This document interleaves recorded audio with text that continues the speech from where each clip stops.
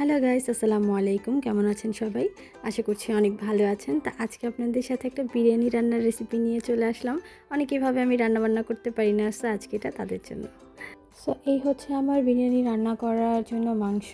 এখানে আমি হাড়সহ মাংস নিয়ে নিয়েছি, কারণ আমি দুজনের জন্য রান্না করব। আমরা যেহেতু দুজন, সো আমি অল্প করে রান্না করব। আর এখানে আমি একটা বড় সাইজের আলু নিয়ে নিয়েছি, সেটাকে আমি কেটে রেখেছি। আর এখানে পেঁয়াজ আমি পরিমাণ মতো কেটে নিয়েছি। আর এখানে লাগছে হচ্ছে টক দই। এখানে আমি পরিমাণ মতো টক দই নিয়ে নিয়েছি। আর সবচেয়ে মেন পার্ট যেটা হচ্ছে সেটা হচ্ছে এই বিরিয়ানির মশলাটা। আর আজকে রাঁধুনি রেডিমিক্স মশলাটা দিয়ে আমি রান্না করব। তো এই হচ্ছে আমার মাংসটা। তো এখানে আমি আগে থেকেই সব কিছু দিয়ে দিয়েছিলাম, কারণ আমি যেহেতু একাই ভিডিও করছি, তো আমার একটু অসুবিধা হচ্ছিল যে আমি এক হাতে ভিডিও করি আর এক হাতে মশলা দিই। এই জন্য আমি এটা আগে গিয়ে দিয়ে দিয়েছি। তো এখানে আমি কি দিয়েছি সেটা আমি একটু বলে দিচ্ছি।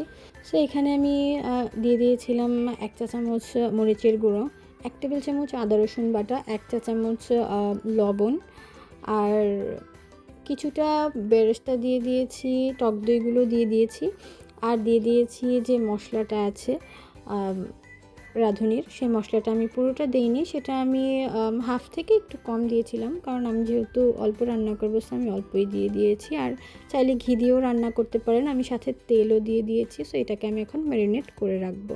তো মাংসটা আমি কিছুক্ষণের জন্য ম্যারিনেট করতে রেখে দিয়েছি। তো চুলায় আমি এখন একটা প্যান বসিয়ে দিয়েছি, সেখানে আমি কিছুটা পেঁয়াজ কুচি দিয়ে দিয়েছি। এটাকে আমি এখন একটু ব্রাউন ব্রাউন করে ভেজে নিব।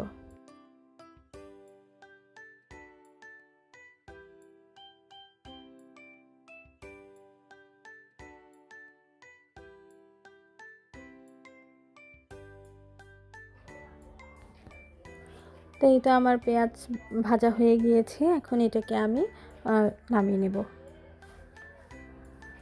এখন সেই একই প্যানে আমি আলুগুলো ভেজে নেব। আর আলুগুলো ভাজার আগে আমি সেখানে একটু লবণ আর মরিচ মেখে রেখেছিলাম। এখন আলুটাকে আমি ব্রাউন করে ভেজে নেব। এই তো আমার আলুটা সুন্দর করে ভাজা হয়ে গেছে, এটাকে আমি এখন নামিয়ে নিয়েছি। তো এখন চলে আসলাম মেন পার্টে।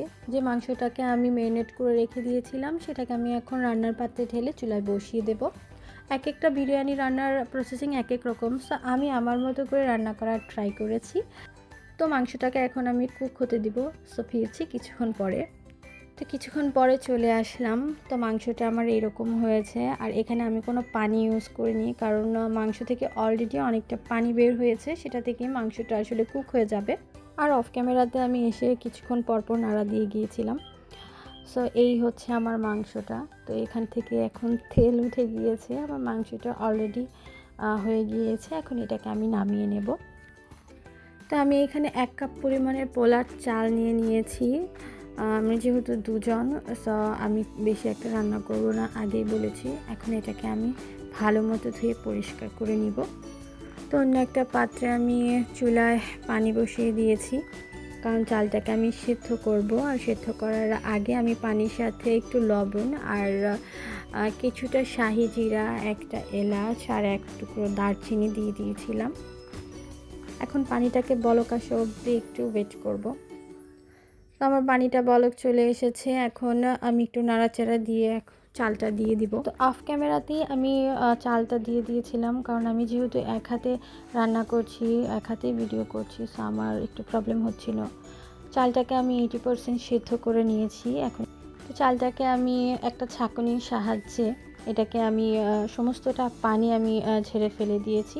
আর চালটা কিন্তু আমি হাফ সেদ্ধ করিনি, আমি আরেকটু বেশি সেদ্ধ করেছি, যেন একটু দানা দানা থেকে যায়। তো চলে আসলাম মাংসে। এই হচ্ছে আমার রান্না করা মাংস। এখন এটাকে সাজানোর পালা। তো এখন আমি মাংসের মধ্যে চালটা সুন্দর করে দিয়ে দিব। আর এখানে আমি পুরোটা চাল দিব না, হাফ চাল দিব। আর এখানে আমি একটু গরম গরমই আসলে চালটা দিয়েছি, ক্যামেরাতে বোঝা যাচ্ছে না। এর আগেও আমি বিরিয়ানি রান্না করেছি, বাট আজকে একটু অন্যভাবে রান্না করতে, দেখা যাক কেমন হয়। আর আমি সব সময় চাই যেন মানে কম মশলা দিয়ে রান্না করতে, আর আজকেও আমি সেটাই করেছি, সবচেয়ে কম মশলা ব্যবহার করার চেষ্টা করেছি। তো অফ ক্যামেরাতে আমি একটু চালটা সুন্দর করে দিয়ে দিচ্ছিলাম। এখন এই চালের সাথে আমি দিয়ে দেব আলু, যে আলুটা আমি ভেজে রেখেছিলাম সে আলুটা দিয়ে দেব। আসলে আমি তেমন একটা আলু পছন্দ করি না, শুধুমাত্র আমার হাজব্যান্ডের জন্যই আলুটা দিয়েছি, কারণ ও খেতে পছন্দ করে। সো আমি এখন আলুটাকে সুন্দর করে সাজিয়ে দিচ্ছি, তারপর কিছু বেরেস্তা দিয়ে দিলাম। এখন যে বাকি চালটা আছে এটা আমি এখন এটার উপরে দিয়ে দিব। তো অফ ক্যামেরাতে আমি বাকি চালটা দিয়ে দিয়েছিলাম। এখন আমি এখানে আরও কিছুটা বেরেস্তা দিয়ে দিচ্ছি। আর যেহেতু আমি কাঁচামরিচ ইউজ করি নাই ফার্স্টেই, তো এখন আমি কয়েকটা কাঁচামরিচ দিয়ে দিব। আর দিয়ে দেব হচ্ছে কয়েকটা কিশমিশ, কারণ আমি খুবই অল্প মশলায় এই বিরিয়ানিটা রান্না করছি। সবসময় অল্প মশলা দিয়ে রান্না করার ট্রাই করি, আজকেও তাই করেছি। তো আমার বিরিয়ানিটা সেট করা হয়ে গিয়েছে। আর এখানে যেহেতু আমি কোনো রকম পানি ইউজ করব না, তো এখন ভাববেন পানি ছাড়া কী দিয়ে রান্না হবে। আমি আসলে পানির বদলে এখানে দুধ ইউজ করব। আমি 1 কাপ পরিমাণ পানিতে, হালকা কুসুম গরম পানিতে 1 টেবিল চামচের মতো গুঁড়া দুধ মিক্স করে নিয়েছি একটু ঘিয়ের সাথে।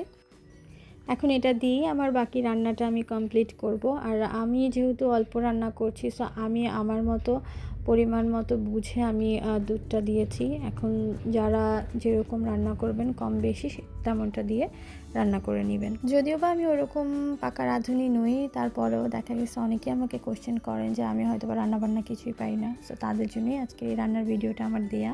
আর এখন থেকে তো টুকটাক সব কিছু শেয়ার করবো বলেছি। তো এখন এই বিরিয়ানিটাকে আমি 30 মিনিটের জন্য দমে দিয়ে দিব। আর এই ঢাকনাটার যে ছিদ্রটা আছে সেটাও আমি বন্ধ করে দিলাম।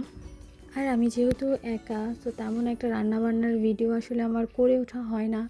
আমার একাই ঘরে সব কিছু করতে হয়, তারপর আমার নিজেকেও সময় দিতে হয়। সো আমি দেখা যায় কি এমন হয়ে যায়, আমি একেবারে একটা টাইমের মধ্যে দিয়ে আসলে আমার চলতে হয়। হয়ে গেছে এখন এরকম আর কি, কিছু করার নাই। সো ফিরছি 30 মিনিট পরে। তো আমার রান্না একেবারে কমপ্লিট। এই 30 মিনিটের মধ্যে আমি কিছুক্ষণ পর পর অফ ক্যামেরাতে এসে নাড়া দিয়ে গিয়েছিলাম। তো এই হচ্ছে আমার বিরিয়ানির final look. I don't know এটা খেতে কেমন হবে, কারণ এই কাচ্চি বিরিয়ানির যে মশলাটা, এটা দিয়ে আমি আজকে ফার্স্ট রান্না করেছি। এর আগে বিরিয়ানি রান্না করেছি, বাট ওটা অন্য মশলা ছিল। দেখা যাক কি হয়। তো এই তো এখন ডাইরেক্ট খেতে বসে পড়েছি। তো সাথে আজকে আমি টিকাও বানিয়েছিলাম, বাট সেটার ভিডিওটা আমার নেওয়া হয় নাই। তো জামাইকে বলতেছিলাম যে তুমি খেয়ে রিভিউ দাও, বলো কেমন হয়েছে। তো ও বলতেছিল ভালো হয়েছে, তুমি খাও, টেনশন নিও না, মজা হয়েছে। তো আজকের মতো এই পর্যন্তই। সবাই ভালো থাকবেন, সুস্থ থাকবেন। আল্লাহ হাফেজ।